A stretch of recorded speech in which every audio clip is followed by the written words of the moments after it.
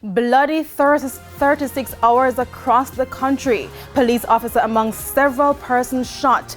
Good evening and welcome to Primetime News. We're on air and online at onespotmedia.com. I'm Kelisha Williams. Also this evening, 3 dead in motor vehicle crash in St. Mary and more concerns about public beach access, this time in St. Anne. There's also sports and weather in this newscast, so please stay with us. I'll have the news in detail right after this break.